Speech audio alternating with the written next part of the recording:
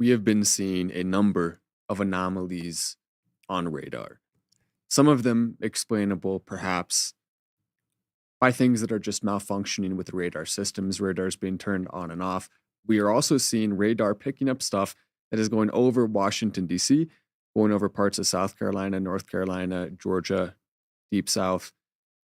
And we are watching this in the backdrop of multiple military escalations. Either this is a coincidence, a meteorite, or some sort of military test that is being done, possibly even something extraterrestrial, a UFO. That would be the least likely of the four options. But all of those options are on the table. That's what we are looking at right now. We are looking at some serious things that we have to get to the bottom of, that we have to look into, to investigate. That's why today is going to be a massive show. You need to stay tuned. Joe Oltmann and I are going to be bringing you the show every single day at 4 p.m. Eastern Time. It is the fastest growing show on Rumble. You need to subscribe, turn the notifications on, and be part of it. A lot of stuff today on Untamed.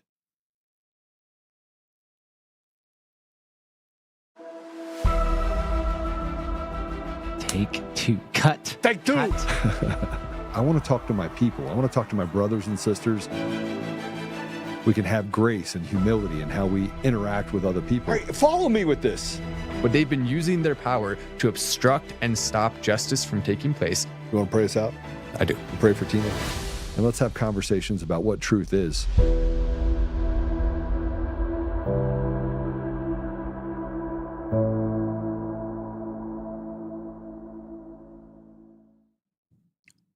So here's A1.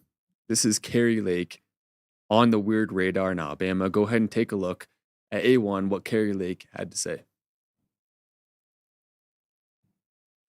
So you can see right there. So that's the footage, and you can watch as essentially something that looks like an extremely fast moving plane, possibly, but it's not a plane. It's on the radar system. There was no radar detected plane. It almost looks like a missile.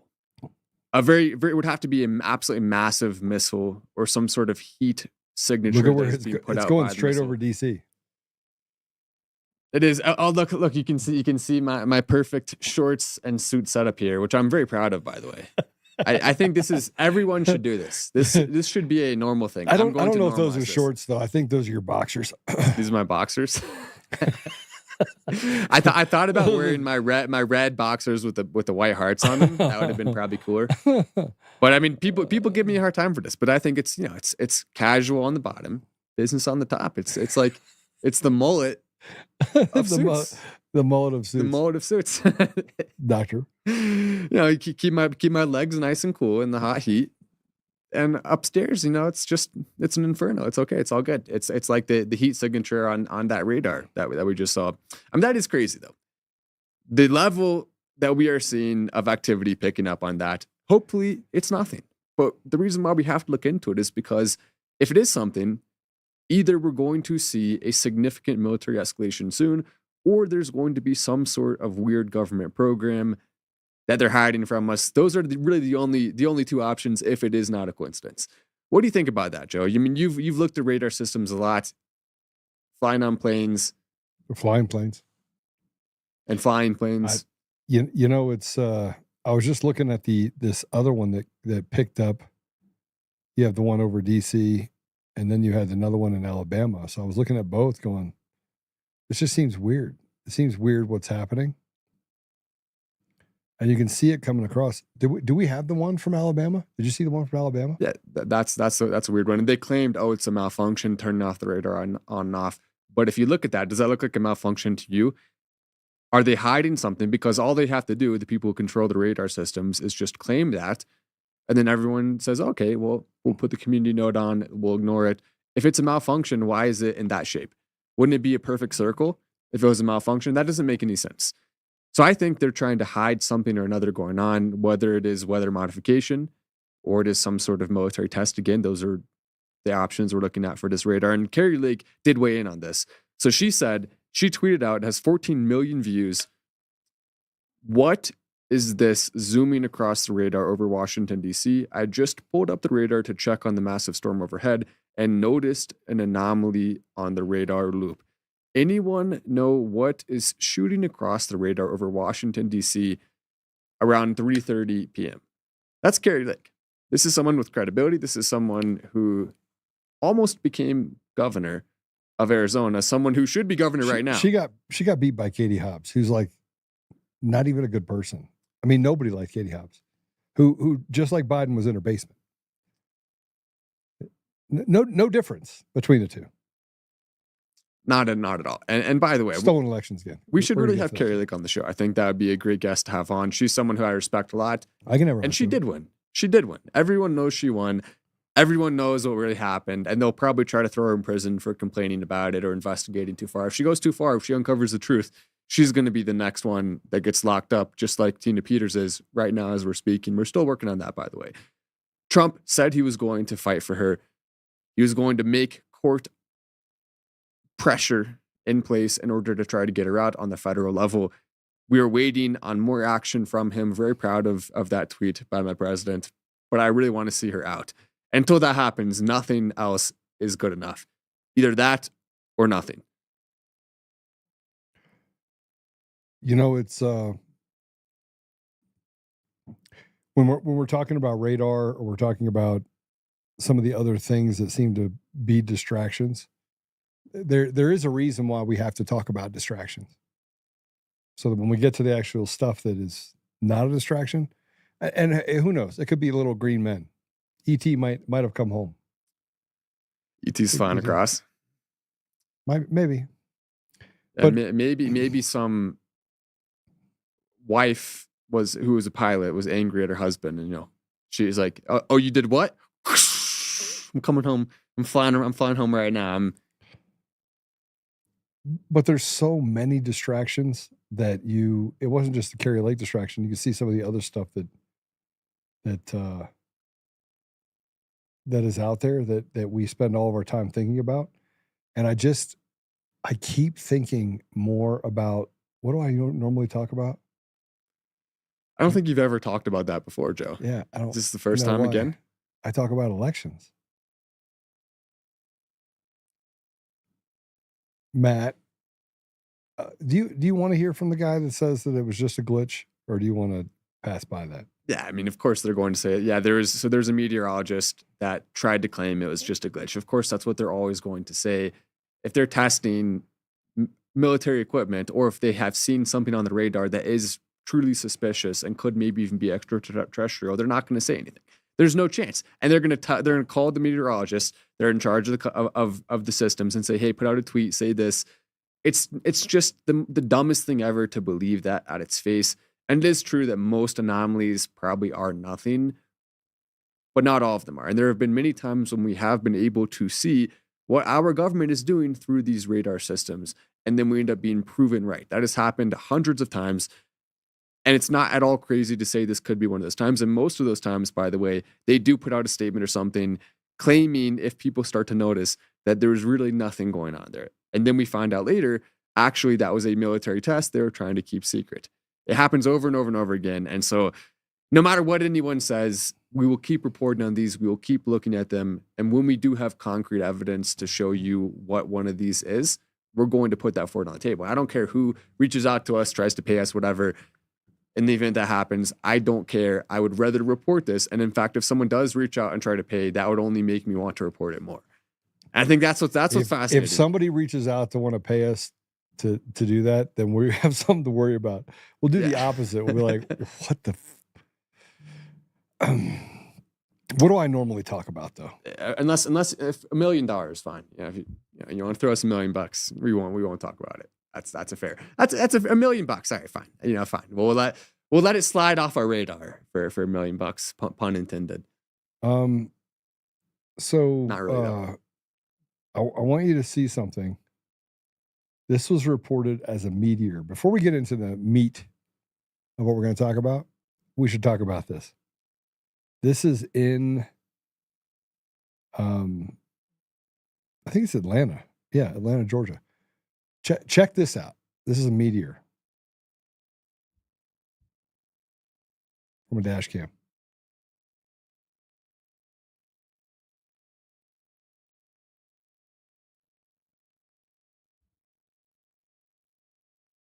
You see it? I do. I don't think I have ever seen a meteor. Have you ever seen a meteor? Can we get closer to that?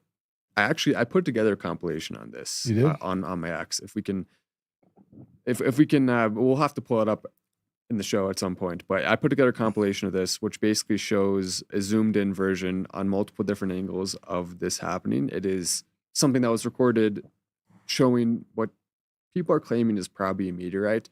But at the same time, how often do you see a meteorite that falls like that in the middle of the day? You don't. It's very rare. I grew up there. Meteors don't fall like that. I don't remember ever seeing something like that. Meteors don't fall like that. You know what does fall like that, though? Something that's coming back from space, a human-made craft, or maybe a craft that isn't human-made. Yeah, they haven't commented on it yet. So I'm only bringing it up because why would they hide the basic stuff? Why? Just why? When the truth is even better, they still can't tell the truth. Okay. What I want to get past the meteor. Everyone was asking questions because you put up a post about the meteors and about the radar, and yeah, Carrie Lake is still talking about it. This is why I love Carrie Lake. This is why Carrie Lake should absolutely be the governor right now. It's ridiculous that she's not. I want her to be governor. I want her to be a senator. I mean, I wouldn't mind if she was vice president at this point. I really like Carrie Lake a lot. A lot of people don't, I guess. She's controversial, but I like her. I think How she's could awesome. people not like her? I don't know. Because they're told not to by the media. I just know that the person that was paid for her not to basically say, we're going to give you $5-10 million, don't run. Right? Whatever, the guy that was the head of the GOP. I want to know, one, why he's not in jail, and two, why did she release? What was the outcome that she expected to happen from releasing it? I just maybe those two things. Okay. Election crimes. I've never talked about that before. I really want to know your opinion. I think everyone's dying to know if you think elections are fraudulent or not. Opinion. I think everyone's dying to know if you think elections are fraudulent or not. To read. Because it goes straight to, and by the way, they put on here assistant editor. They didn't put, it goes straight to, and by the way, they put on here assistant editor. They didn't put who actually wrote it, which I find interesting. But Maureen Rourdan, the senior counsel and acting chief of the voting section part of the Civil Rights Division of the Department of Justice. She was appointed to that role in May of 2025. She is the top elections enforcement official in the Civil Rights Division at the Trump Bondi Department of Justice. She has spent nearly her entire professional career at the Department of Justice. Lawyers close to the Department of Justice tell the Gateway Pundit that she's now the top dog for election crimes. Now, keep in mind, she's been at the Department of Justice for a long time. The Department of Justice has done some really bad things. From 2021 to 2025, Rourdan worked for the Public Interest Legal Foundation, which sues states to clean up their voter rolls. She spent a year in Charlottesville, Virginia, filing less than a dozen cases about illegal immigrants in the government. She also prosecuted a man in Virginia for possession of marijuana in the Shenandoah National Park. It must have been a pet project. This past week, according to DOJ sources, she has been giving talking points as why election crimes will not be prosecuted under the second Trump administration. DC attorneys involved have relayed what Rourdan is telling people around town. Actually, election integrity is impossible. Trump last week said he wants a special prosecutor to investigate the 2020 election, and that may be the only way that crimes of the systemic voter fraud documented across the country will ever be prosecuted due to deep state agents still in power at the Justice Department. Rourdan's two main excuses for not prosecuting these crimes herself is obvious lies. She told attorneys that she lacks data analysts and doesn't have a data guy to review election data for irregularities and systematic fraud, that loopholes in current law prevent her from investigating voter fraud anyway. This is the reason she says that we cannot prosecute the obvious systematic voter fraud documented in states like Arizona, Georgia, and Michigan. Rourdan complains that she has no data people and that she has access to, so she can't effectively investigate election fraud from 2020 to 2024. And lamented on what she said was a lack of data guys. She said she can't review the assembled evidence of voting irregularities. or non the top dog in the Department of Justice cannot investigate voter fraud because she cannot meaningfully review the data, election data, which might reveal where the fraud occurred. Okay, take this shit down. So I had to respond, Matt. I had to respond. How long do you think it took me to figure out what the plan should be in order to actually have her have a data guy? 30 seconds. Yeah. Yeah, it's not that hard. How long do you think it took me to write the article or to write the tweet I wrote? A couple minutes. Yeah. Pretty fast typer. It's a disgrace. Unless you're tweeting while driving, then maybe It's a little longer. This is disgraced. like Is 5-10 minutes. Maybe five minutes because I had a seizure in the middle of it. The reason why it's a disgrace is two reasons. One, they hate you, Matt. I'm here to tell you that our government hates you. They hate me. They hate our production team. They hate you. They hate you. They don't dislike you. They hate you. And it's kind of like Con Bongino and Scam Bondi. Yeah. Nah, we like Scam Bondi. You mean Dash Dash Patel / Patel. I mean, so here's what I wrote. Let's start here. I will draw you a plan, which will start with consolidation of the evidence. If you plan to fail, you fail to plan. If you fail to plan, you plan to fail. We have a team that sits in a room. We will map the fraud, and we'll bring a group of experts with specific understanding. Those experts are there. I said the experts are there. Then you create models, paint pictures, and use crayons so the judges and law enforcement can understand.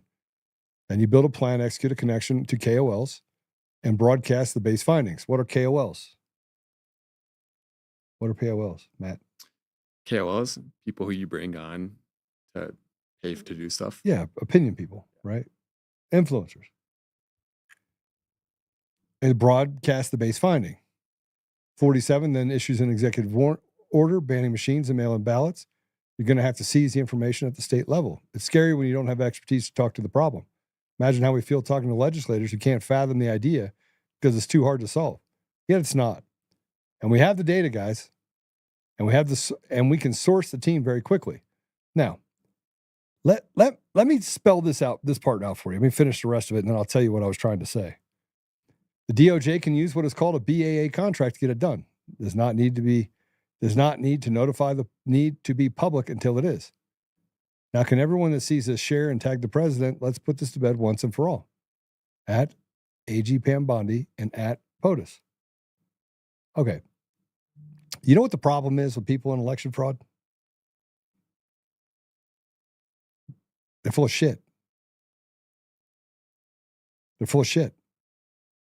And usually the people that are full of shit are the people that are trying to stop all the real election fraud from coming out. Matt, do you know what a BAA contract is in government? Aren't they typically used for short-term contracts to do various work? No, it's not.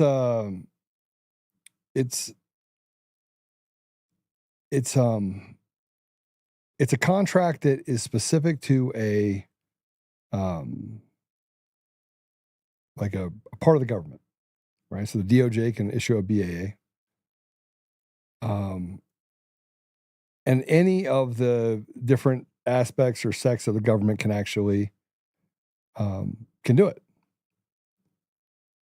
And they put it out and they said, okay, this is a specific meaning for this contract. And typically it can be 1 year, it can be 3 years. It doesn't go through the same approval process, just uses their budget. And it's an agency agreement. So you have a broad agency agreement.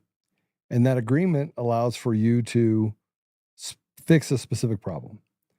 Now, the reason why these are effective is because you can use these contracts to solve a problem. Let's hypothetically say that the Department of Agriculture has a problem with cows dying in Wisconsin. And they're like, look, we got to get to the bottom of it. And we need some specialties in here, some specialists, some doctors in here to handle it. And so those doctors get together and the government says, hey, look, you have a cage code. You have the ability to solve this problem. By the way, I have a cage code. I have the ability to do contracts with governments, right? And I can assemble the experts. I can do all of that. I personally, from a system architecture standpoint, I can build the models.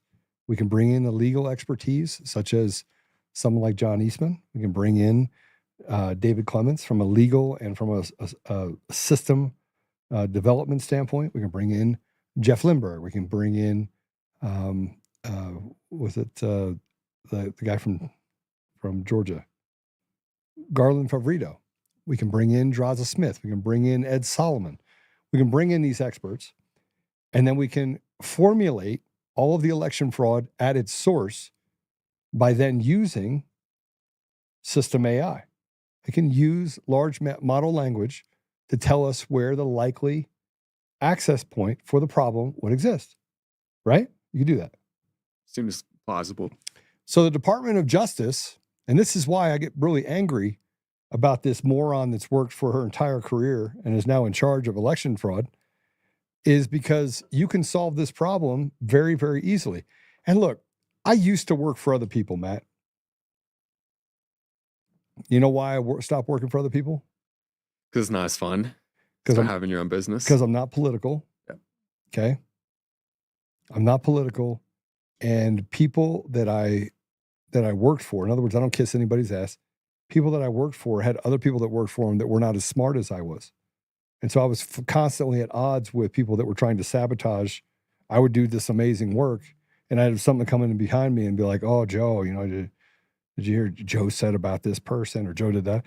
And I got tired of wanting to beat somebody's butt all the time, frankly, because you'd have people that try to sabotage your career. I mean, it's what happened. I remember I had a contract at Xerox. I worked for Xerox years and years and years ago. It's like first job out of college, right? And I ended up getting this contract deal that paid me a lot of money. And I asked the sales guy if he would get it done. And he's like, no, you're wasting your time. I said, well, if I get it, can I have the commission? It wasn't even my job. They're like, yeah, if you get it. They laughed. I said, put it in writing.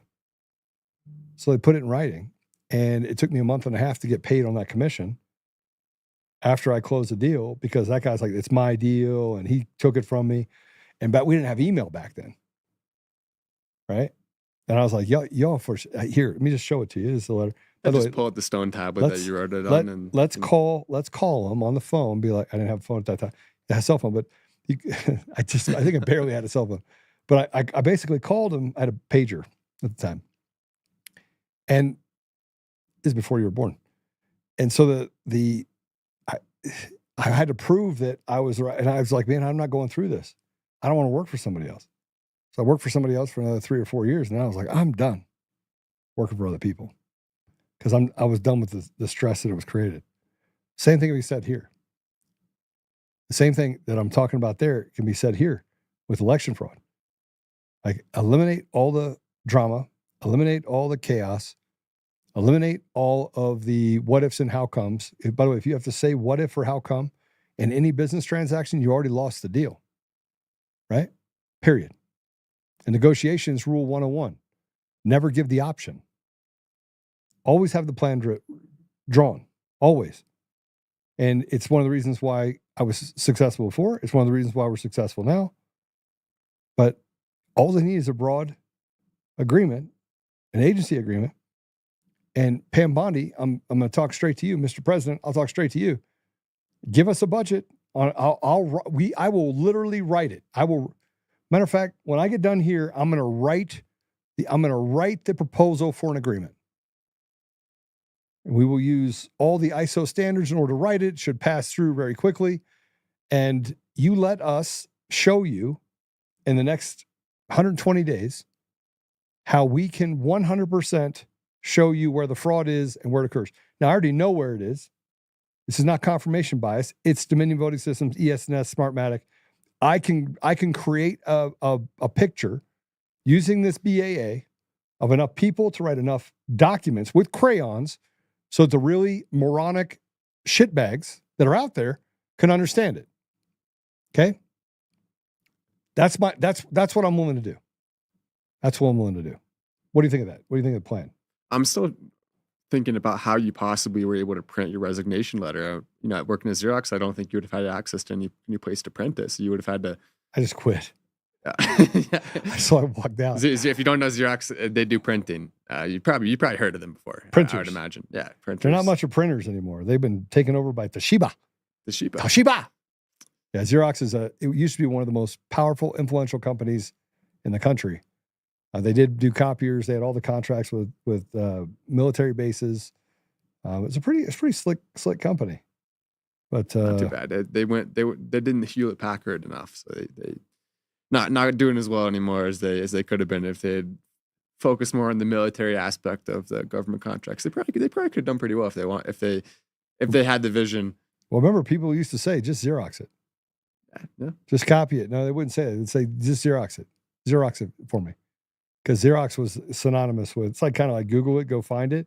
You say go Google it, it was Xerox. Xerox was the Google of its time, right? Maybe we should buy Xerox. That'd be fun. I thought you wanted a country. Well, one step at a time, Joe. First, we have to. Our country's going to have to print stuff somewhere, right? We gotta take it slow. First Xerox, then maybe a national bank chain, then become president, then start a country. Yeah, one step at a time, just baby steps. That's all I got. That's all we got to do, Joe. The path is there ahead of us. And by the way, in our new country, are we going to allow ICE to raid high schools? What do you think? Is that a good idea? Are they doing that right now? They're not doing that. They're doing that. They're raiding high schools. Look. Come on, no, they're not.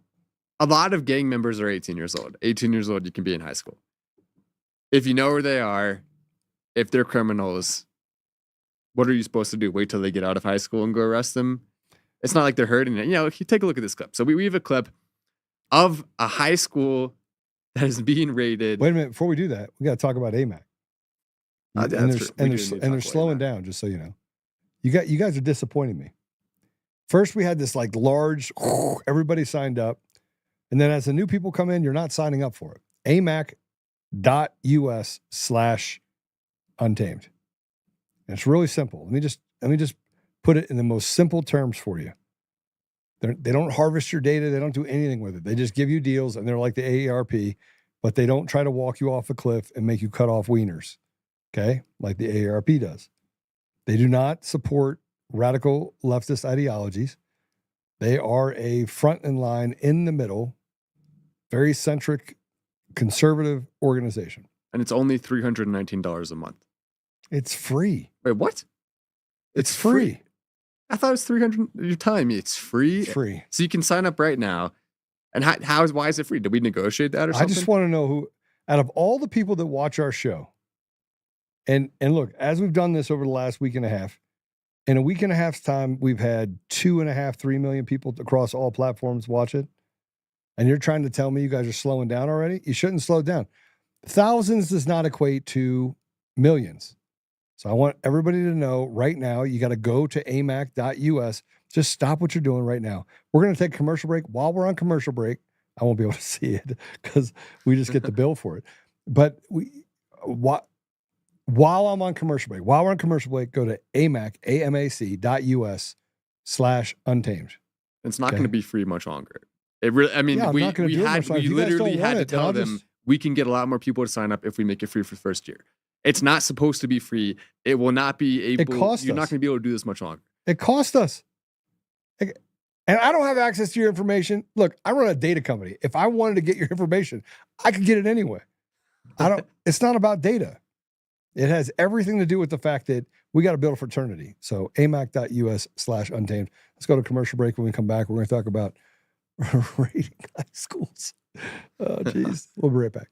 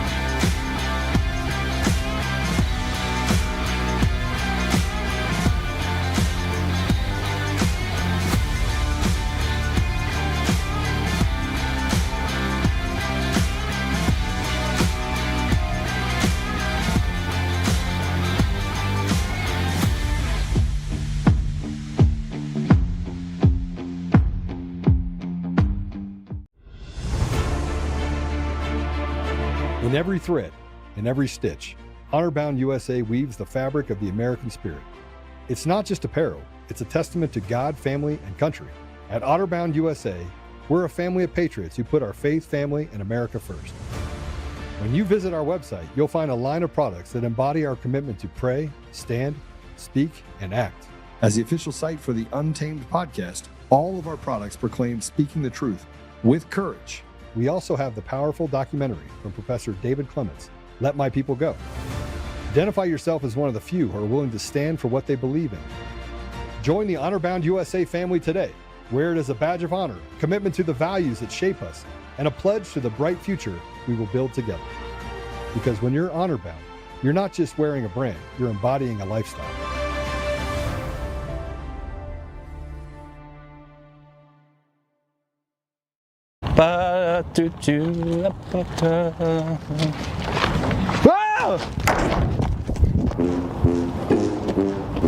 Gabe!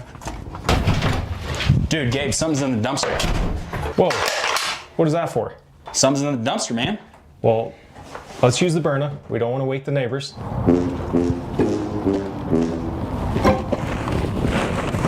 Freeze! Stop resisting! Stop resisting! If you're looking for a less than lethal option for self-defense or keeping pests out of your dumpster, then check out Byrna at DCF Guns. Visit us at our 3 locations in Castle Rock or Colorado Springs, or visit us online at dcfguns.com. Come join the DCF family today, where we keep the range hot and the deals hotter. It was around 10, 11 o'clock in the morning, and I received an email from PayPal. It showed in this email that there was a debit in my PayPal account that was going to be taken out. I don't remember following the link in the email even. I think I went straight to the PayPal account, and that pending debit was there. And it was...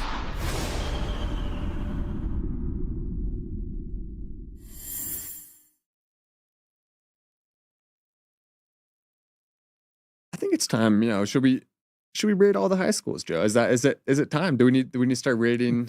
Yeah, I'm the antagonist in this deal.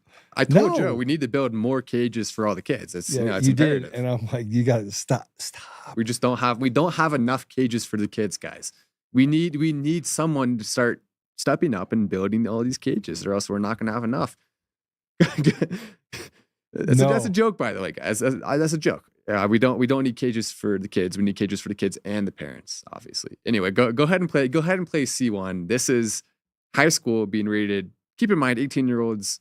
If you're an illegal, if you're a criminal, you got to do something about it. Yeah, you can't just, if you know where they are, you can't just let them not be arrested. Go ahead and play the clip. By viewers, and this is probably the most dramatic shot that we have. 2 workers roping down a rooftop to get away from federal agents.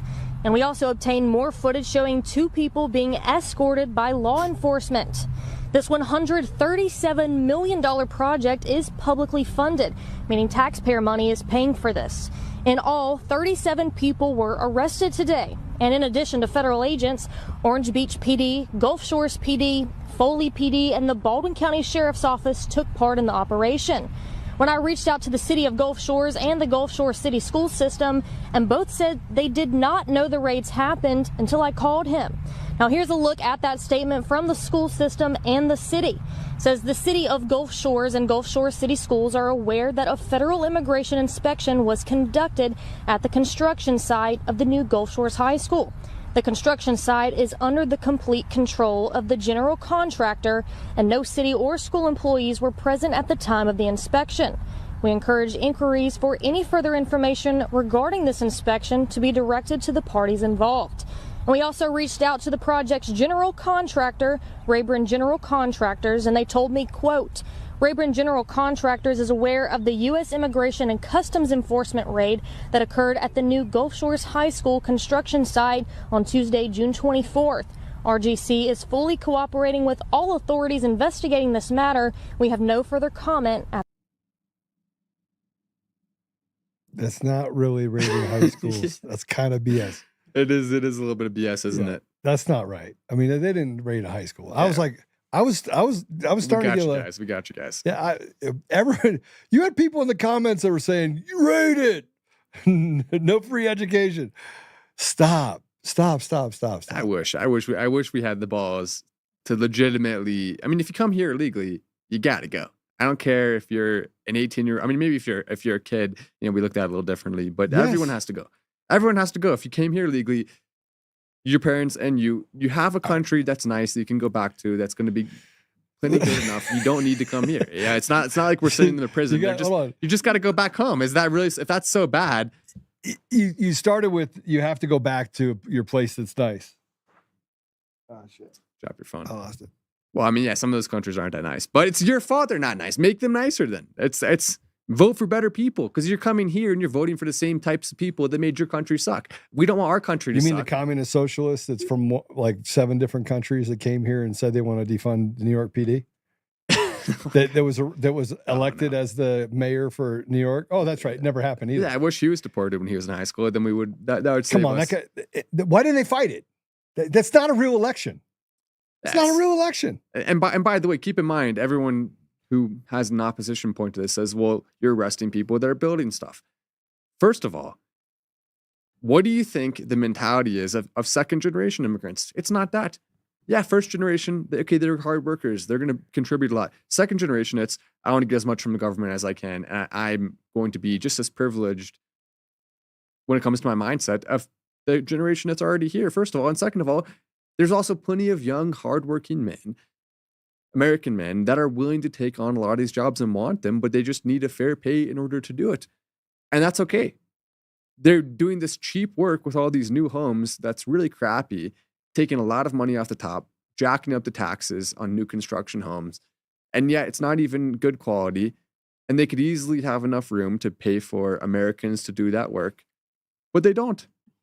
And also, if all these people are deported, there's going to be plenty of additional homes for Americans anyway. They're allowed to sell them, sure, but it's going to make the market better for homes. There's going to be more available for people. Yeah, so there's so many benefits to this. I got to say this.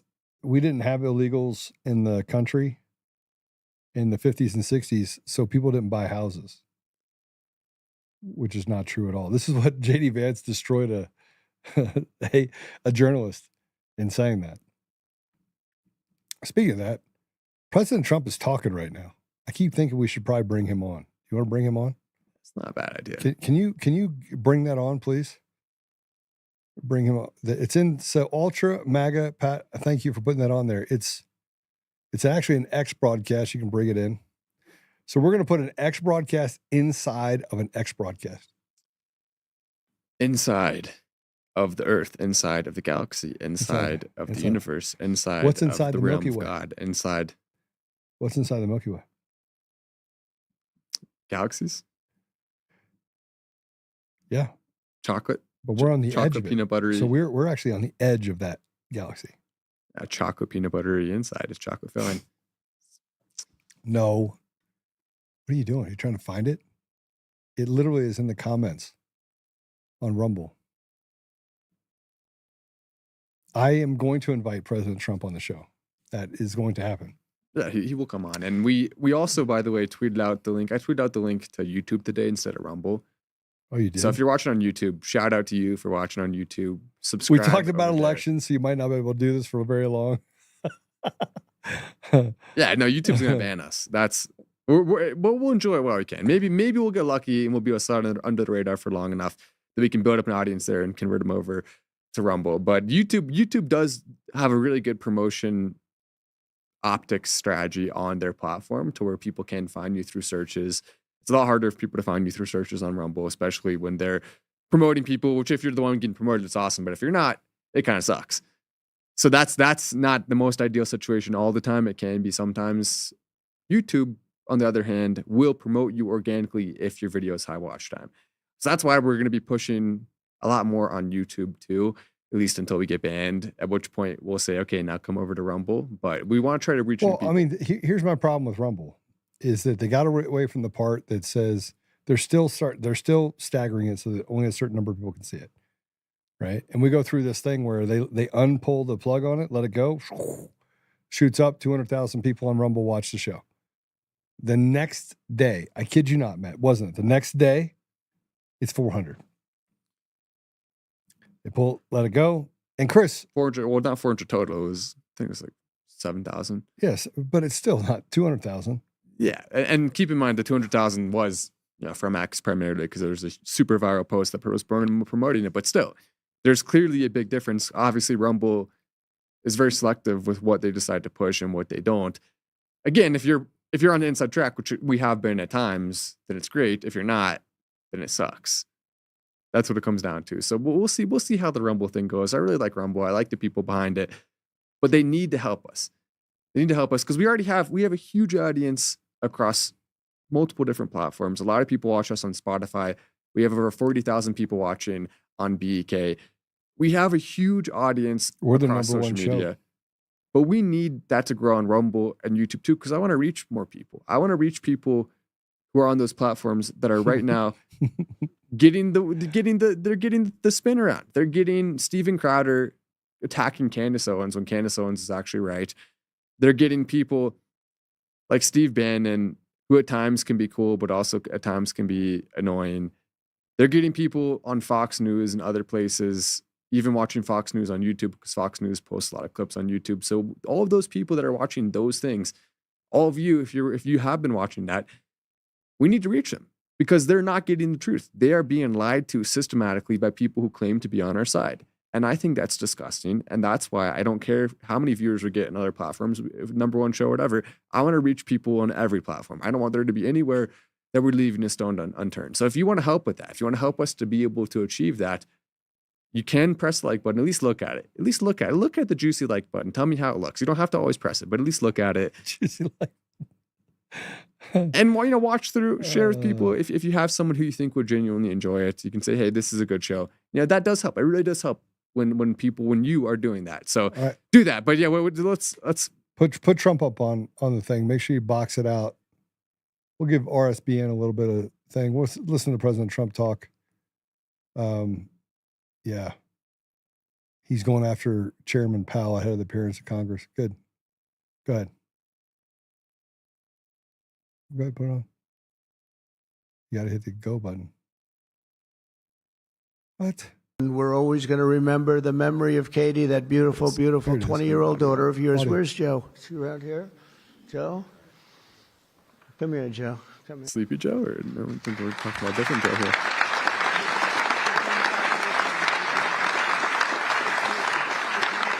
How does it feel, by the way, to have the same name as the worst president in U.S. history?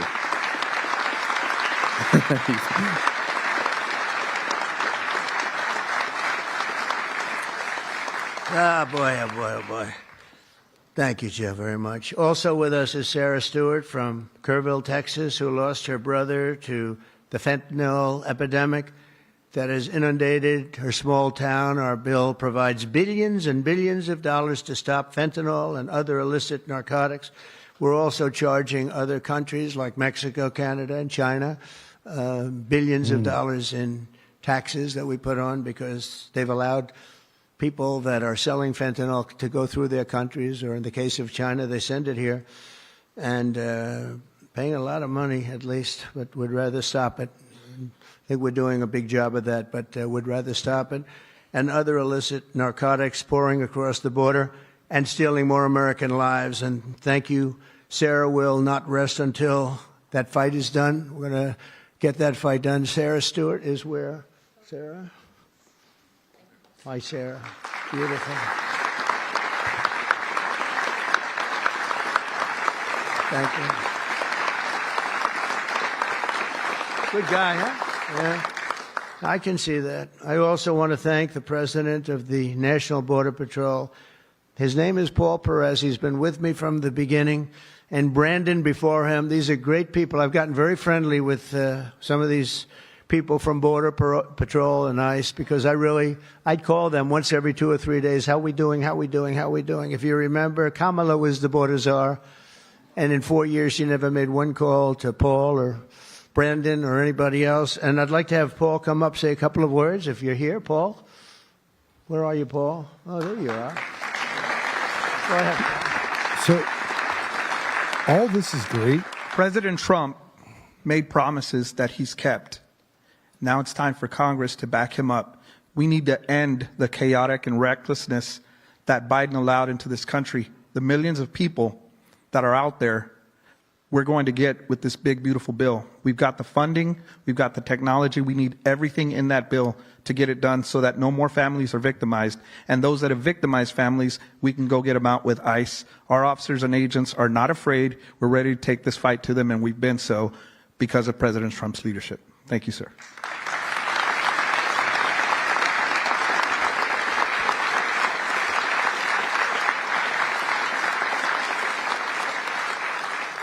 He's been a great friend of the country. He really has, and he's worked with Tom Homan and Christie and all the people that work so hard. They have been incredible. And, I wasn't going to do this, but I see Tom Homan is sitting there, and, I have to call him up. Look at that. I don't call up the Speaker of the House. I don't call up Marco or Peter or anyone. But I want to call this guy because this guy is keeping us very, very safe. Come on up, Tom.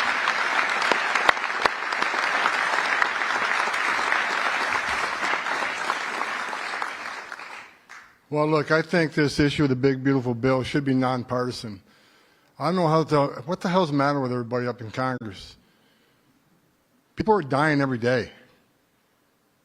ICE is arresting 3 times as many criminals that the Biden administration did. We're taking public safety threats and national security threats off the street every single day.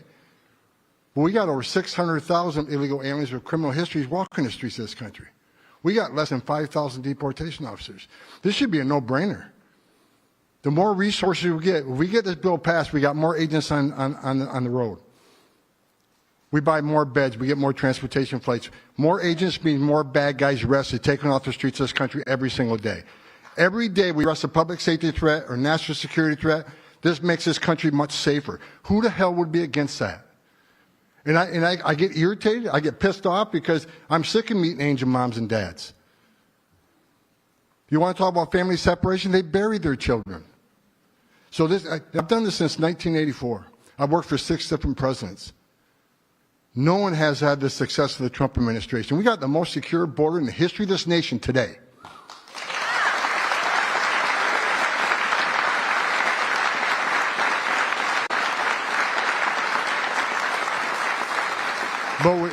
But we need more border wall.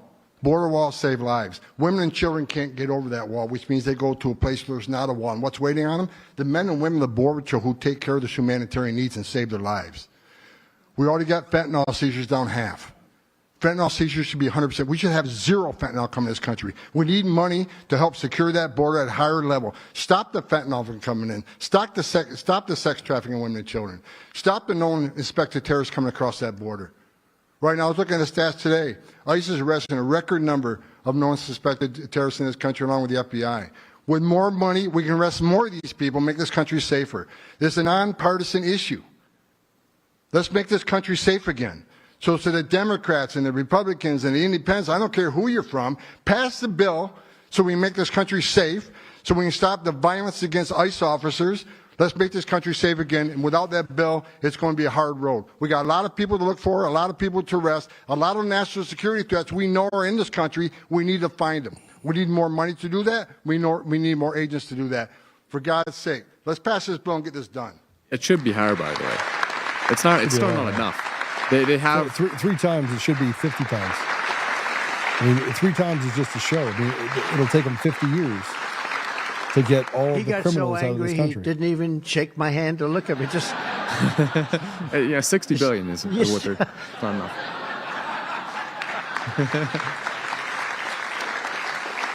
But he's right.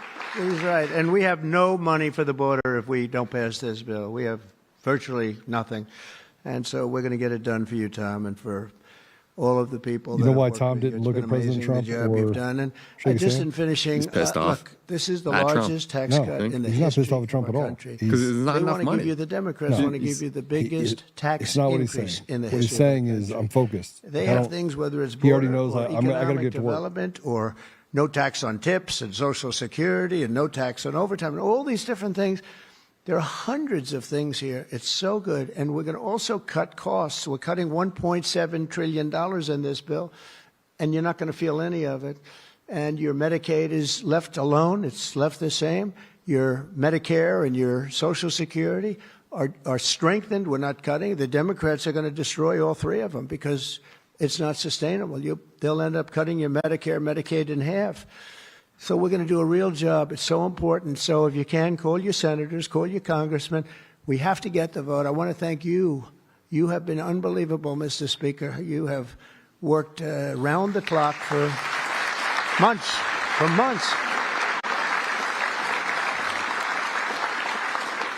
And, you know, I shouldn't say this, but we don't want to have grandstanders where one or two people raise their vote. We don't know. And they do it to grandstand, that's all. Not good people. They know who I'm talking about. I call them out.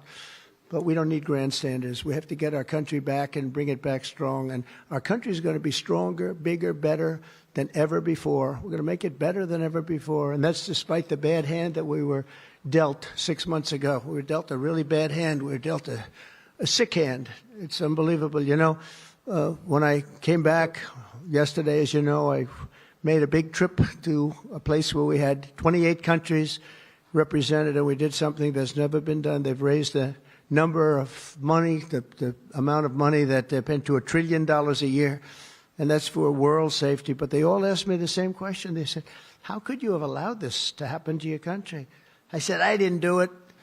But they said, how could you allow people to pour in? They don't understand it. They all have borders. They have fences, they have walls, or they have just strong people standing there. You can't do it. And they said to me, you know, it's amazing that they allowed these things to happen. And it's amazing, too. I agree. You know, as a business guy, I always like to understand where the other side's coming from. What do they want? What do they get? And, you know, you can make good deals based on understanding the other side. I never understood the other side in this case. Why would they allow people to pour into our country unchecked? You know, I can see people wanting people to come in, and you let them come in. You have a vetting process. You let good people. We're letting a lot of good people in, but they're coming in legally. But why would you allow people to come in that you can look at them and say, big trouble, big trouble? Why would you do it? It's nobody understands. And a lot of people say voting, but, you know, we've got to strengthen up our elections because the voting is crooked as hell. Got to strengthen it up. But it's not that. It's either they're stupid and they're not stupid, or they hate our country. But we love our country, and we're going to stop this madness, and we're going to get this bill approved. And all of the things that I've been talking about now for 2 years on the campaign trail, and we won, remember, we won every single swing state. We won by millions of votes. You're not going to win everything. in 2026. We won every, it was a landslide. We've lost every election since you won. Something that nobody talks about. Every one of them. Districts. You have thousands of We've districts. lost We won every single election. 2,750 to 505. Think of that. That's why when you see a map, the whole map is red. That stands for Republican, by the way. Even ones we should have won. It stands for a lot of other things, too, but it stands for Republican with a little piece of blue on each side. But that's why, think of that, 2,750 districts to 505 districts. That's what, this was a slaughter, but it gave us a mandate to do some great things. And I want to thank John Thune, and I want to thank the Speaker, and I want to thank Marco and everybody here, they have been so incredible. Pam, you've been unbelievable as the Attorney General. We appreciate it. Not easy. Not easy. Why are we not on Facebook? And we're coming back faster than anybody ever thought possible. I told you what they said to me. You just have to put it on just afterwards. Trips by very smart people.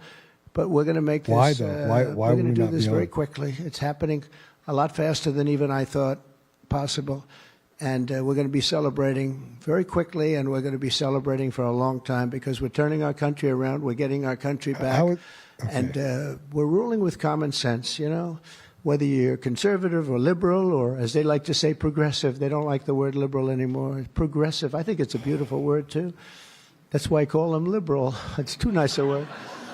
I don't know how you can be progressive when you're turning the country backwards.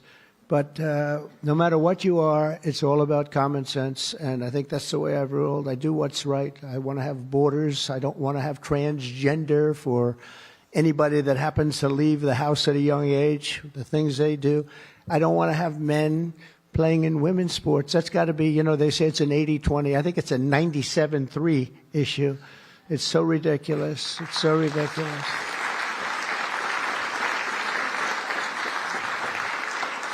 There was a long distance race the other day, or at least reasonably recently, and they had a top man and they had top woman, but it was a woman's race, and the man entered. He happened to be transitioned. Isn't that lovely? And he entered the race, and he beat the champion woman by 5 hours and 14 seconds. 5 hours, that's a lot. Think of it, you're waiting 5 hours for your beautiful daughter to come in. Come on, baby, let's go. You can do it. He won by 5 hours and 14 seconds. It is crazy, and it's so demeaning, and they don't want to change. I see it the other day. Guys like Schumer, our great Palestinian senator, this guy, no, he's changed. He used to like Jewish people. Now he's totally against Jewish people. It's the most incredible transformation I think I've ever seen. But who would allow this to happen? In other sports, the same thing. Try the weightlifting numbers someday. You want to see some big differences. In a million years, the women will never catch these numbers. It's not going to happen. And it's very demeaning to women, and I don't like it when it's demeaning to women. So we're turning the country around fast. We love you all. Thank you very much, and good luck. Thank you.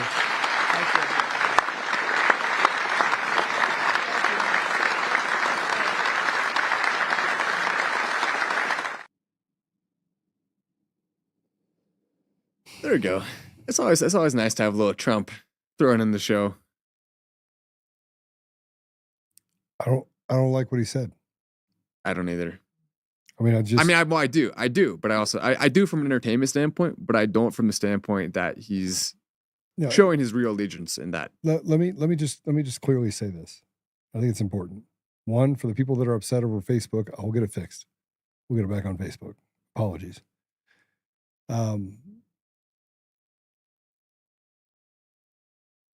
All the problems that he talks about, we agree with. We agree with every single one of them. Right? We don't want transgenders or men and women's sports. We don't want any of that. Oh, shoot. Okay, that's good to know, because I had a transgender drag show planned for my kids at my house tonight. I was going to have transgender story hours. Should I cancel that? I didn't realize we were against that. I thought it would be a good idea to have a dude in a wig who likes to do drugs and sleep with other guys come to my kids and read to them. I thought that would be a great idea. So I'll cancel that now. I'm sorry. I apologize. I didn't realize that we were against that. Hold on a second. I don't have my phone, or I'd be calling Diana right now. She'd be mad at me for even making that joke. So diatribe time. Ready? Yeah. All that stuff makes sense to me. It's Captain Obvious stuff. But he started the conversation, and I'm sorry, Mr. President, I support you fully. Fully. Yeah, like 90%. 10% of the time. Oh. I'm allowed to, though. I mean, look, you're not going to agree with everything he says. I have to follow it. I have to follow it because he is a duly elected president. I didn't like Obama the second time. I voted for him the first time, did not vote for him the second time. I still followed him. I still respected the position enough to follow him. Right? Follow meaning I didn't like what he said, I didn't like what he did, but I was like, okay, I didn't know about the fact that they were stealing elections, and they probably did so in 2012, 2016. I know that they were stealing them down ballot for almost a couple decades. Well, they also installed Romney and McCain in both those election years on purpose because they wanted someone who was unlikable. The Republicans could have won both those times. Democrats were not in a good place. They were only capable of achieving that level of success. The first time was a little easier, but the second time and the first time both were against candidates that sucked and that were installed on purpose. Fox News was in on that. Fox News was one of the primary reasons why they ended up being selected. That in combination with the media coverage, it's publicity. And they knew what they were doing, and they purposely made sure that it was going to be someone who was Mormon in the case of Romney and who was a total... And both of them are sleazebags, total sleazebags in both cases that are clear and obvious to the American people. But yet they were prompted up to that position by a lot of voters and possibly already cheating to that point to get the outcome they wanted. It's always about achieving the outcome you want, no matter who you have to steal from, cheat in front of, or lie to. Yeah. Yes. But we have to start looking at this from the perspective of working the problem. And how do you work a problem if they won't let you work? You're not allowed to work it. You're not allowed to work the problem. And the problem is that our election systems are absolutely compromised. Now you have the head of election security saying, I don't have the right data to people. You have 300 million people in this country. You can hate all the people that have been working on this for the last 5 years. You can say, oh, we're going to discount all of them. Instead, you adopt the most harebrained ideas of PCAPs and, chocolate fairies from China. Instead of looking at the obvious, which is the machine companies, and 100%, not 40%, not 50%, but 100% of the issues that come from within Dominion voting system, Smartmatic, ES&S, all of them. Like, we have all the proof in the world, and you're still running towards some diabolical little midget idiot, Dennis Montgomery. The guy's a moron. Or it's the paper and the kinematic stuff it up your butt, Jovan treasure hunter Pulitzer. Like that, a guy that literally puts out books about deceiving people, that he's a treasure hunter / gem collector / he collects and buys up patents that don't mean anything / and that we follow that. And they get to say, oh, it's in the paper, it's in the paper, it's in the paper. And I'm thinking to myself, system architect. That's me. I'm a system architect. Are you a system architect? I'm a system freaking architect. System architect. Put it in front of me. Put it in front of me and I'll say, that'll work. Or no, it won't work. Trump just mentioned the election integrity, the fake voting. Well, then why don't you come talk to us? Why don't you give us a budget and allow us to change it? Because we know what we're doing. Joe knows what he's doing. Why don't you give us that opportunity, Mr. President? I would love nothing more than to serve our country in that way. And also, I want to respond real quick. So, New Case says being Mormon is not synonymous with being a sleazebag. And let me just put it this way. That's true. I would rank Mormon number 2 on my list of people who I want to hug the most. Yeah. Now, Christians at the top, obviously. Mormon would be. I think Mormons are easily number 2, even at times. New Case also said that Jovan was stuffing gerbils too. That's hilarious. The comment section's gold today. But the point of me bringing up the fact that he's Mormon is the fact that it is true that in this country, as a Christian country, we want to have Christian leaders as the president of the United States. So to be a Mormon and then Obama claiming to be a Christian, he's not really, we all know that, but he's claiming to be one. That's going to, in the minds of a lot of people, and honestly, justifiably so in a fashion, because, you want to be led by a Christian. I get that. And so that was one of the reasons why Romney failed to the degree that he did, even in a year when Obama was as unpopular as he could have been at that time. So that's the point I was making. Jovan voted for Obama too. Shame on all of you guys. But at the same time, you should have just not voted, really. There wasn't a good option in that election. Not voting was the way to go. Yeah. You could have no, actually. So this is how I know Jovan's a liar. Yeah. Jovan literally told me at a conference that he didn't vote. Jovan, you've been selected to be exposed. Yeah. Not hard to expose him. The guy's absolutely a dirtbag. But if you ask him, he did an election. He's the only one to do an audit, but wasn't included in any of the audit findings, and no one will talk to him. But he did an audit. He never did an audit. Also, New Case's wife is in the hospital and was taken to the hospital. So we'll be praying for New. Go ahead and put up your wife's name, if you would, so that we can, just first name, so that we can pray for her as well after the show. So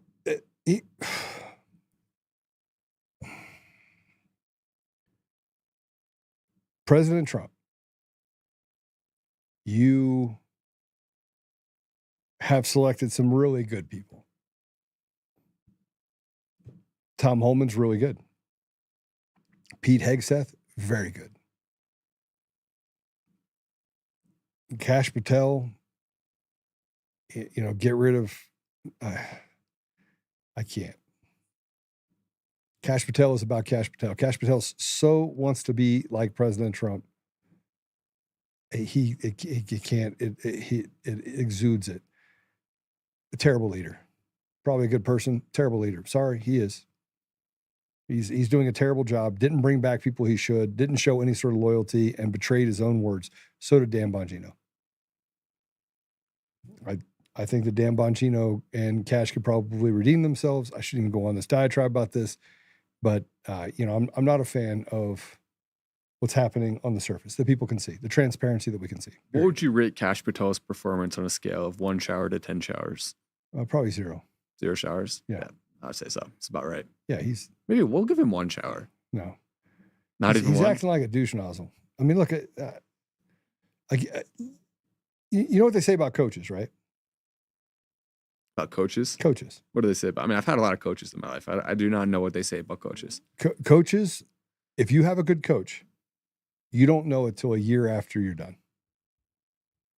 You don't know you had a good coach until a year after you've been coached. We had a coach in high school my freshman year. Did you hate him? Oh yeah, but I loved him at the same time, and I realized I loved him when the new coach came and he sucked. He really big guy, 6'6", probably 300 pounds, but mostly muscle. This was a very impressive human being, and he every single practice he would say, "You little chicken shits, get over here, run up that hill." I ended up doing that. It sounds like something someone would do in Atlanta, Georgia. Yeah, no, that's he would literally he was so hard on us, but he was awesome and he was a great coach, and we won a lot. And when the new guy came in, you didn't win a lot. Wasn't a bad guy. He was a good guy. Did you win a lot? No, we didn't. We didn't win a lot, and it wasn't as fun. And I didn't have a connection. I had a connection with Mister You Little Chicken Shits. I had a connection with him. We all did. But most people didn't. After he left, and they did this thing where they're like, they settled into mediocrity. And this is why I write about just, are you willing to make the sacrifices today in order a year from now be seen as the great coach? And President Trump, right now, you have some really good people that are on your team. And Pam Bondi, you spent a lot of time on Fox News. Maybe that's to be transparent and give the American people kind of a leg up in what's happening. But I'm going to be honest with you. When you have people that come out to say we don't have, and you act like your hands are broken or you can't solve a problem that's so rudimentary that I could solve it in less than 2 minutes, and I could even tell you the instrument by which you could actually get this done, and I'm not in the government, and it took me no time at all. I'm a walking sponge and understand information very, very easily. And then, I picked up the phone and called 5 people, asked 3 people online. I was like, are you ready? They're like, yeah, we're ready. Okay, well, if you're ready, then let's go. So I did all of that in 5 minutes time. We can build a plan. We can literally then launch that plan. We could get you the experts you need. We can build it in such a way that it's so rudimentary the American people can understand it. And then we will go find KOLs, key opinion leaders, people in the market that are willing to say, look, you don't have to pay me a thing. I will put the truth out there. People like Candace Owens, people like Joe Rogan, who are going to want to make sure that it's all right and tight. People like Tucker Carlson. We'll go out there and we'll find 50 of the biggest, and we will say, you are all invited, not to be handed the Jeffrey Epstein book, but you're invited to actually publish all of the information directly correlated to the fraud in our country. And if you do this, Mr. President, I promise you what will come out the other side is you will be the guy that they attack relentlessly over the time period. And I'm not talking about that it would take us, 18 months. No. See, I think you had 90 days to sign an executive order. That's what I thought. I said if it didn't happen in 90 days, it's going to be very difficult to overturn what's going to happen in 2026. We have lost every single election. These little side elections, we've lost them all, including an area where, and since 1979, there hasn't been a Democrat put in office. But just a couple months after you were elected, all of a sudden, mysteriously, it pops up and a Democrat is actually elected to that position. They are going to boldly steal as many elections as they possibly can in hopes that you have enough distractions and people in front of you and talking about things like transgenderism and all this other stuff that you don't concentrate on the root of the problem. And the root of the problem is the fact that we have fraudulent elections in every country and every competent jurisdiction in this country, period. Every state and every competent jurisdiction within those states in this country. That's the reality. And so if we don't get to a place very quickly where we get this done, and I can find you 10 experts that'll sit in a room that have really big egos, smarter than anything you're ever going to find, that will write you reports every day. And if you're the head of the election Was it Rordan? You're the head of it. You want to be the boss, be the boss. Here's what I ask you not to do. Never ask a question you don't want the answer to, and don't get in the way. And if you do all of that, I promise you, out the other side will come a report that is absolute. We won't have the Jovans in the world. We won't have feckless cowards like what is it called? The guy that said we would have a constitutional crisis if I told the truth in the Arizona audit, ninjas. Yeah, I'm sure the guy's a really nice guy. That piece of trash had an opportunity to do something good for this country, and he hid like a coward. That's not what we need. We don't need any more Judases. And we will make sure that there are no Judases on this team, and we've stayed very, very focused on the result. You want to know where the election fraud is? If you're willing and you have the stomach to arrest someone, if you want to be the good coach, President Trump, then hey, be the good coach. We won't know until a year after that we're grateful for it, because it will allow for people to represent people in their community. And right now, 95% or more of the people in this country feel like they've been left behind. They do not have a voice. And so they align themselves with one side or the other, recognizing that neither side represents their interest. And when 80 to 90% of this country is captured by people who are godless, feckless, atheistic demons, then you only have one choice, and that is to make sure that you stand with the people that have been marginalized. And in our country, that is most of our society. Democrats, Republicans, there are plenty of Democrats that voted for you, Mr. President. Plenty. So you want to get to the bottom of it? I'll be your huckleberry. So will a lot of other people. And you can do it under an instrument that allows for it not to affect the budget and to clearly get the job done. You go to a special prosecutor, great. Get one of those on board too. Put them on the side. But I have my own bones to pick right now with what happened in 2020 and 2021. Because I'm going to tell you something.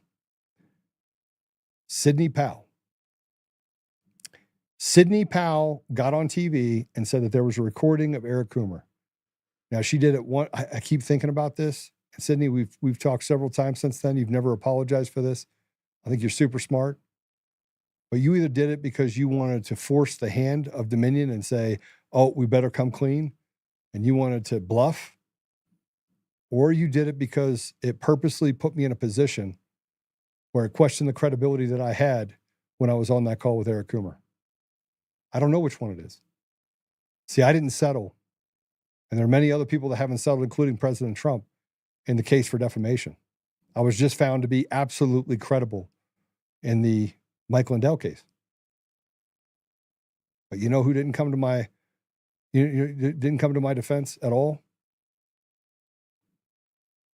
Mayor Giuliani did. Yep. But Sidney Powell didn't. And the start of this "you didn't record it" deal, which, by the way, most journalists don't record the conversations that they have. They just don't. Was you saying that there was a recording. That's where it started. And I just heard that Sidney Powell went on Jovan's podcast or vice versa or whatever. And look, there are people, everyone interfights. I'm not going to fight with Sidney Powell. I'm just going to say unequivocally, based on all the information, I have been the fall guy and I've been the beat stick for way too many people, and I'm fucking tired of it. So, Mr. President, if you want to fix this problem, I will help you fix it. You can call John Eastman and ask him if I'm credible, if I know what I'm talking about. You can call Professor Clements. You can even call Mike Lindell, who I'm sideways with, and the guy owes me millions of dollars. But the reality is still the reality, and that is, if you want to work the problem and you want to solve the problem, then we will find a way to build a plan and then run that plan all the way to success, including making sure I can draw it with crayon so that every judge and competent individual out there understands what we have based on this election fraud. And you don't have to put me in front of a camera. I don't care about any of that. I care about none of it. Because frankly, I hate politics, and I hate what it's done to our country and the people in it. And the people that are most vulnerable are the ones that actually become victim to it. So I rest my case. All right. Good thing my coach from high school isn't here. I don't think he would let you rest your case. He would make you run around the case a few more times, probably. And by the way, you little chicken shits, you better like this video. I have to do my best coach impression. I'm actually not that mean. But we also, and by the way, yesterday's video now up to 40,000 views. And the post that I had that was linking to it on X is now over 3 million. So that one decided to go viral, which is nice. And so, but it's also you liking the video and you watching the video. That really does help. So we appreciate everyone who does that. And if you listen to me say this and you don't care, that's fine too. least you're here. That's still good enough. So the Trump administration has rescued thousands of children. C4, this is pretty awesome. This is why they are going into foster care. And looking at it from that perspective, you have to do that. Children are being hurt right now. How many of them are in basements? We asked that question on the show yesterday. It's a lot. It's undeniably a lot. It is thousands of children right now. And that sounds macabre. It sounds bad. It sounds maybe even made up, but it isn't. This is the reality of the situation that Joe Biden created. So go ahead and play C4. Like 300,000 missing children under the last administration. We're out looking for now because, again, we found thousands of them. 300,000. Some of the children were we found with their family, perfectly safe. They just didn't respond to call-ins, or they went and took off because they didn't want to face the consequences of immigration court. But we rescued some victims of sex trafficking. We rescued some victims on forced labor. We found children working on ranches and chicken farms, not going to school, but enslaved labor in the United States of America. So that was the whole nexus of the last administration. And sex traffic to pedophiles? Oh, absolutely. Absolutely. We found some in sex trafficking. I mean, we just, I think 2 weeks ago, we rescued a 14-year-old that was already pregnant, living with adult men. Already pregnant, living with adult men, 14-year-old. Did you see it on the media? Nope. No, why not? In fact, probably the only time you've heard about that is either if you listen to Tom Home interview or if you're watching this show right now. Very few people have even covered that. 14 years old, currently pregnant. That's rape. That is rape. Living with adults, was trafficked across the southern border. This is one of many examples. It's not the basement per se, but it's very similar in that it's still trafficking. That's what's happening. And if we don't rescue those people, who are we going to rescue? If we don't close the border for them, then why are we going to at all? We need to right now.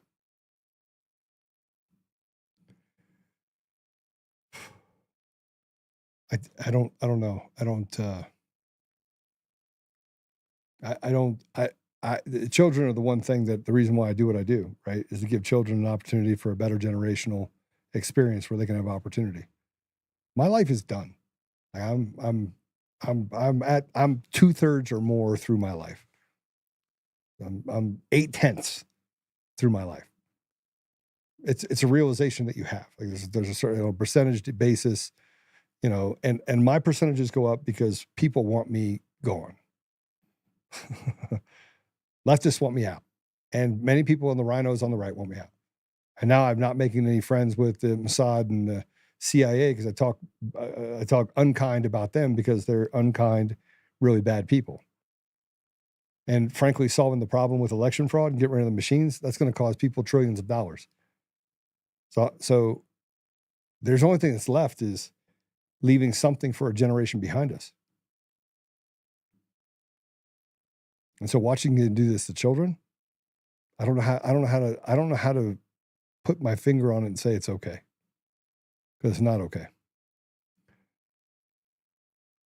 Just imagine if Kamala Harris had won, what horrors that would be happening right now. Hard to even think about that. It really is. It would be many times worse than what we saw with Joe Biden. And that's terrifying. This is an article written by the Miami Herald, which is a far, far left deal that says federal agents are on the lookout for undocumented immigrants to deport. Paid a visit recently to the office of a state-funded children's shelter in the Florida Keys, trying to find the undocumented parents of a child living in the shelter. The agents staked out the parking lot, the office building, assuming they would eventually come here for a visit their youngster. At a program dedicated to welfare families, federal agents were seeking to tear one apart. But that's not true. What's true is, in this, that has nothing to do with the truth. The truth is that they were literally chasing an entire group of people who were victimizing children. But this left-wing radical rag, the Miami Herald, it's to create a story so that they can stand up for these radicals that are raping children. This is unbelievable.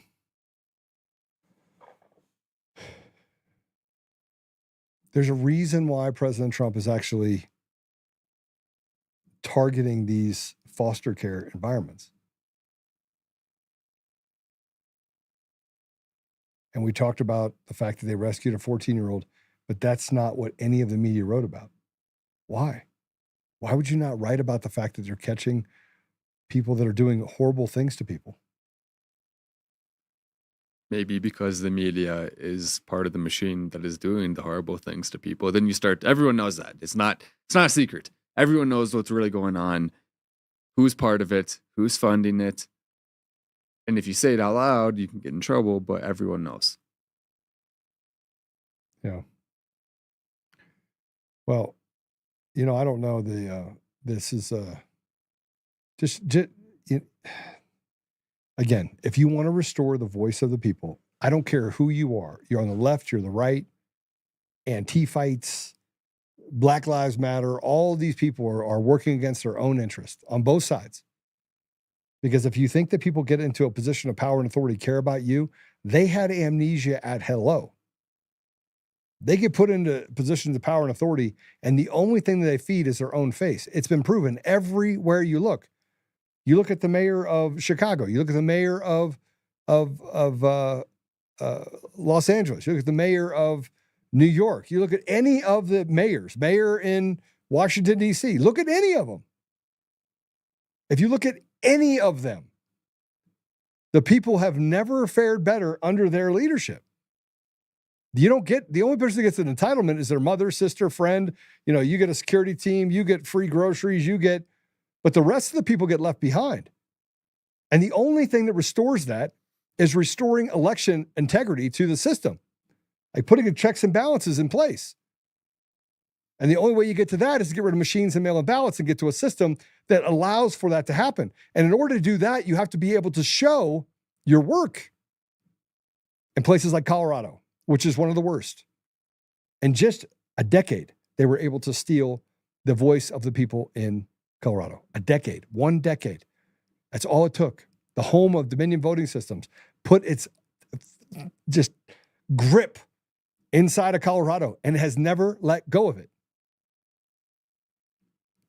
Now we have some stuff that's really disturbing. This is really, really disturbing.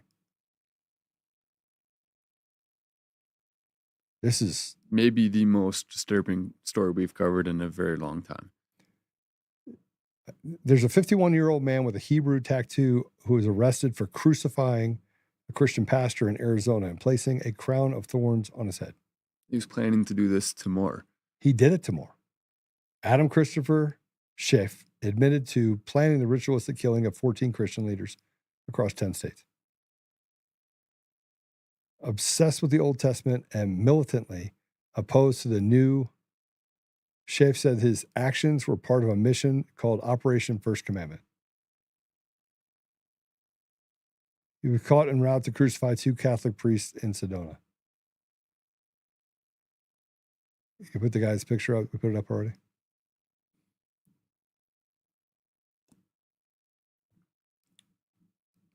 He crucified someone. This is the sickness that we deal with right now. And keep in mind, there's some bad stuff happening. And you probably should know this. I got called anti-Semitic. So let me tell you what happened. I have a guy that is a radio host, and I put out a post. I thought what I said was well written.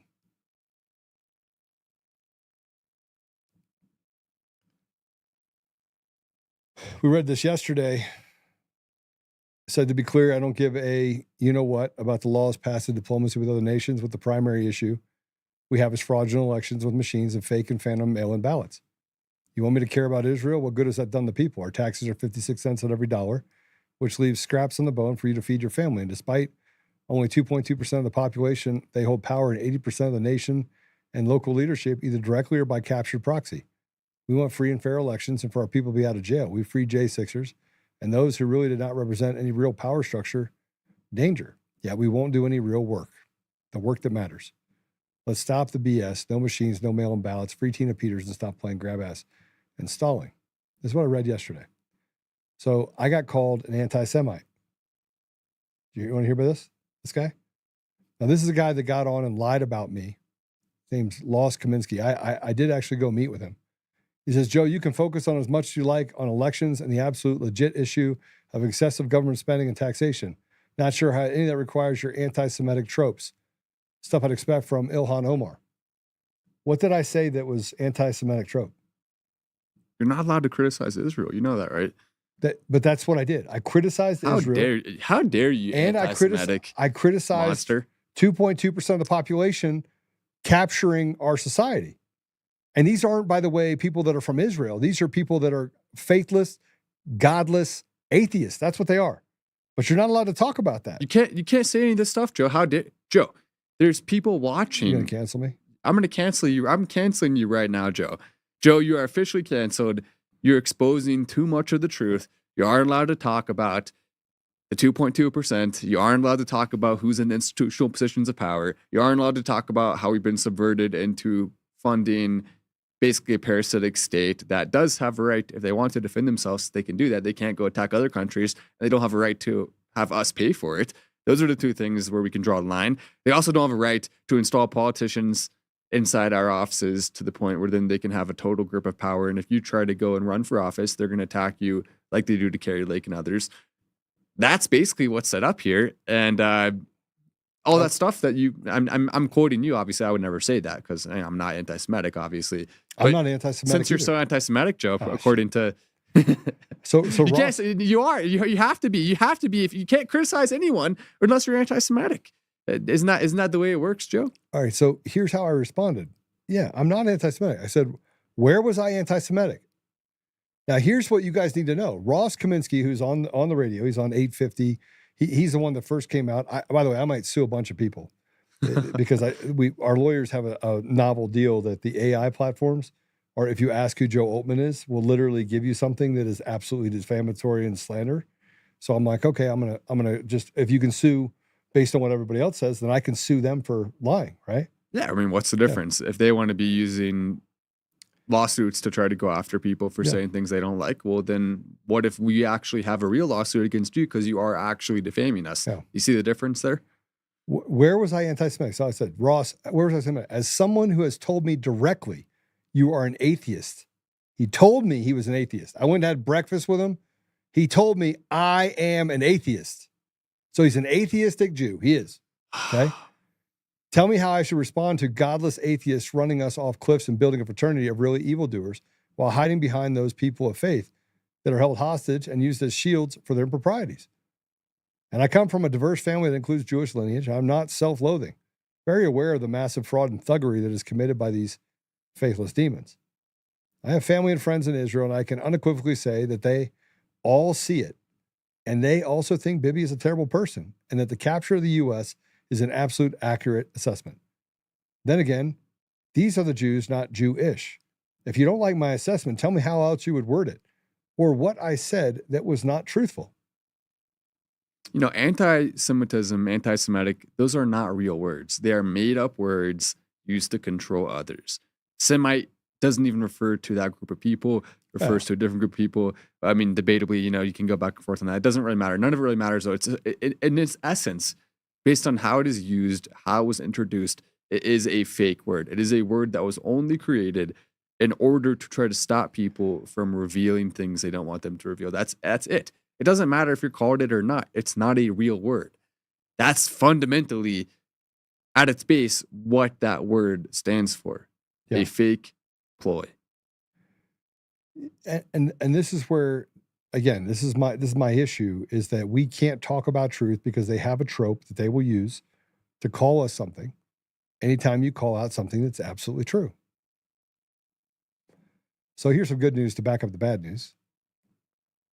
RFK Jr. just froze U.S. funding to Gavi, the vaccine group co-founded by Bill Gates. Which is awesome. This is kind of a big deal. Gavi, the Vaccine Alliance, has received significant funding from the Bill and Melinda Gates Foundation, totaling $4.1 billion since its inception in 2000, with additional commitments of $1.55 billion for 16 through 25 and $1.6 billion from 21 to 2025. He criticizes Gavi, the Vaccine Alliance, for prioritizing public relations over patient health. He accused Gavi of collaborating with the World Health Organization during the COVID pandemic and recommended that social media companies silence dissenting views. Kennedy calls on Gavi to consider the best available science even when it contradicts established paradigms, and to redefine success not just by the number of vaccines delivered, but by the rigorously measured overall impact. He emphasized the need for Gavi to re-earn public trust and justify the $8 billion in funding provided by the U.S. since 2001. He also states that Gavi changes its approach, proving it can safe and trustworthy again. The United States will not contribute one more dime to the organization. But Bill and Melinda Gates will step in. Of course they will. And there's another good thing we have to give RFK credit for.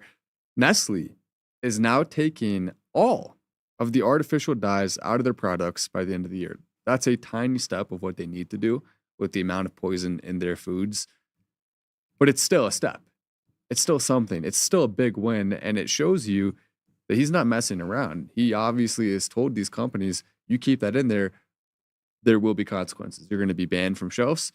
You're going to be banned from advertising, etc. And so they're capitulating. They have to. They don't have a choice. They don't want to. Nestle's still evil, but they don't have a choice. Either they go out of business or they start to have some reform. And it needs to be all of the other toxic stuff in their foods, which I can go through a whole list. I don't want to try to name them off the top of my head because there's so many, but there are hundreds of things within those products specifically, including addictive substances that don't have any nutritional value but are designed to keep you wanting to eat more of it. Yeah. It's awful. That all needs to change. Let's hear what Pete Hegseth has to say. He went after the press pretty hard. And he's not going after the good guys and the bad guys. He's not picking sides on it, which is why I like Pete Hegseth.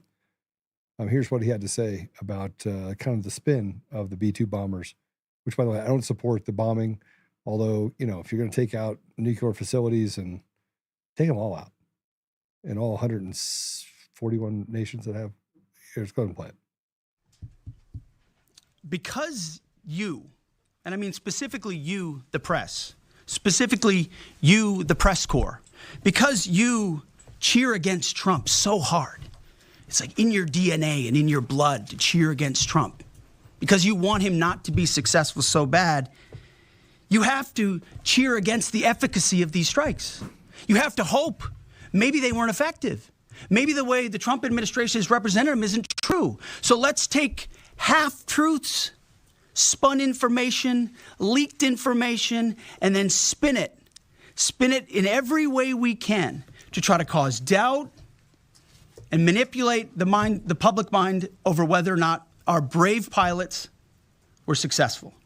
How many stories have been written about how hard it is to, fly a plane for 36 hours? Has MSNBC done that story? Has Fox? Have we done the story how hard that is? Have we done it 2 or 3 times so that American people understand? How about how difficult it is to shoot a drone from an F-15 or 16 or F-22 or F-35? Or what it's like to man a Patriot battery? Or how hard it is to refuel midair? Giving the American people an understanding of how complex and sophisticated this mission really was. There are so many aspects of what our brave men and women did that because of the hatred of this press corps are undermined because your people are trying to leak and spin that it wasn't successful. It's irresponsible. And folks in this room are privy to that information because of the proximity here in the Pentagon. It's an important responsibility. And time again, classified information is leaked or peddled for political purposes to try to make the president look bad. And what's really happening is you're undermining the success of incredible B-2 pilots and incredible F-35 pilots and incredible refuelers and incredible air defenders who accomplished their mission, set back a nuclear program in ways that other presidents would have dreamed. How about we celebrate that? How about we talk about how special America is, that only we have these capabilities? I think it's too much to ask, unfortunately, for the fake news. So we're used to that. But we also have an opportunity to stand at the podium and read the truth of what's really happening. And the reality is you want to call it destroyed, you want to call it defeated, you want to call it obliterated, choose your word. This was an historically successful attack, and we should celebrate it as Americans. And it gives us a chance to have peace, chance to have a deal, and an opportunity to prevent a nuclear Iran, which is something President Trump talked about for 20 years. And then he roasted Fox News. Jennifer Griffin, he ate her lunch. Hit it. It's about highly enriched uranium. Do you have certainty that all the highly enriched uranium was inside the Fordo Mountain, or some of it, because there were satellite photos that showed more than a dozen trucks there 2 days in advance? Are you certain none of that highly enriched uranium was moved? Of course, we're watching every single aspect, but Jennifer, you've been about the worst, the one who misrepresents the most intentionally. What the president says. I'm familiar. Report about the ventilation shafts on Saturday night. And in fact, I was the first to describe the B-2 bombers, the refueling, the entire mission with great accuracy. So I take issue with that. I appreciate you acknowledging You that have this was the issues. the most successful mission based on operational security that this department has done since you've been here, and I appreciate that. So Absolutely. we're looking at all aspects of intelligence and making sure we have a sense of what was where. So why not?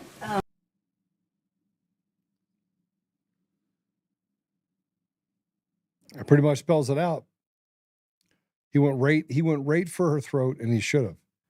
So she takes offense to that. I take offense to the fact that we still have election machines and mail-in ballots, despite the fact that there is massive evidence and people all over the world talking about these machine makers. People are being arrested for fraud and embezzlement and paying people things. Like we can see it all. You put it all together and put it in a sandwich, it would look like a shit sandwich. That's what it would look like, isn't it? If you could pick one country, you had to pick one. Only, and you can't pick zero. Either Israel has a nuke or Iran has a nuke. Which one would you pick? Israel or Iran? Israel or Iran? That is kind of a tough question, because I mean the realistic answer would be you don't want either of them to have one. No. But if you had to pick, you'd have to debate as to which would be a bigger threat. But I mean I would love to hear in the comment section which one would you pick if you had to pick one.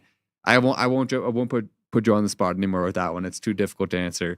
If you had to pick one, why don't you tell me the answer? I mean, I think a lot of people would say they'd rather have Iran have it. Honestly, that's probably what a lot of people would say. But at the same time, I don't really want them to have it either. So no, they're diabolical. Yeah, the Ayatollah is not. He's not operating in a normal way of seeing things. Right. So, but he's no different than Bibi. They're two diabolical people as leaders that have been placed in their position and are just they're terrible. AIPAC runs Bibi the same way that, I mean, you saw what Bibi said. They own the United States, and that was back in the 80s. Imagine what it is now. Anytime you have the faithless that are running the faithful, you will not have justice and you will not have humanity. And that's what we're facing right now. We have a lack of humanity, not just in our country, but around the world. And we have a lack of being able to speak the truth without some sort of trope. You're anti-Semitic. Well, I got to tell you something, buddy. I'm not anti-Semitic at all. I just recognize what I recognize. And my men and women, my brothers and sisters of faith who are Jewish, they watch this show. They watch my posts. Not one of them would call me anti-Semitic. Not one.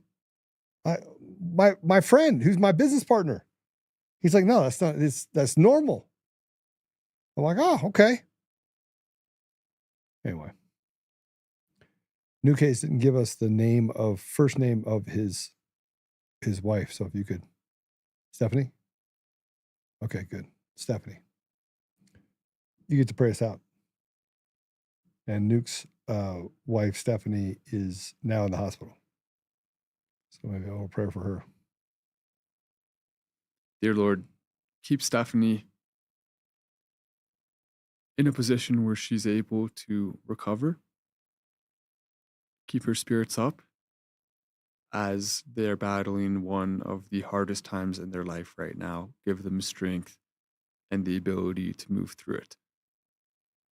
Thank you for all of the blessings that you have given us on this incredible planet that we live on. Amazing food, the ability to spend time with our families and to build things, to see nature, go into the mountains, go to the beach. It's incredible what you have built here for us to enjoy.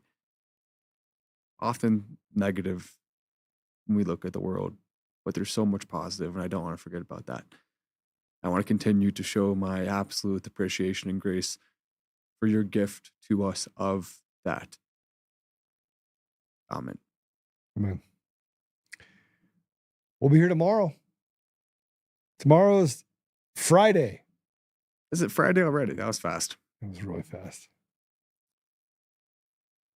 I don't care what people call me either. And let's see here. What else we got here? Red Light Consulting. I don't even know if I want to know. Yeah, see what we got on some of the other channels too. Got some good comments today. All right, you can get us on Apple Podcasts, Google Podcasts, Spotify, Pandora, iHeart, TuneIn, and more. If you're on BEK or one of the radio stations that's out there, it's going to be absolutely amazing to have an opportunity to hear from you. You can just tell us where you heard from us. We'd love to hear it. And then, Matt, you got anything else for us? If you have not clicked the subscribe button, then The Rumble button. I think you're doing the right thing. I don't think anyone should subscribe to our show. Slowest growing show on Rumble. It's not. Worst show in the world. Don't subscribe. If you are subscribed, unsubscribe. Unlike, if you already liked, unlike the video. Don't subscribe. Avoid that at all costs, whatever you do. That's all I want to say. That's the only thing I want to add on at the end. Okay, so just do me a favor. Go over, hit the little Rumble up button. Tell everyone about us. You're the ambassadors of truth. And thanks again for supporting us all these No, years. don't listen to Joe. Hit the down button. Don't. We have people that show up just to do that. So that's like a thing. Well, we need more. We need more downvotes, I think. I think we need more downvotes and unsubscribes. That's what I'm hoping for. Joe, come on. Why are you trying to get people to do something that would help the show? We need to hurt the show. Isn't that the whole goal? Isn't that the purpose? But no, yeah. I mean, do all the good stuff. All right. Hey, listen, God bless you all. We'll see you soon. And yeah, see you tomorrow. See you tomorrow.